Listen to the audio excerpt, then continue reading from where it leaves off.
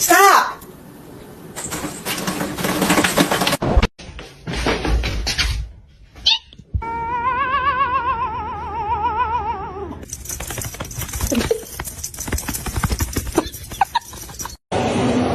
So,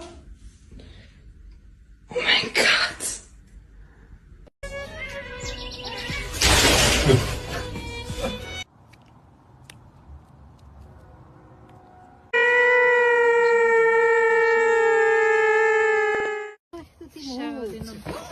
No.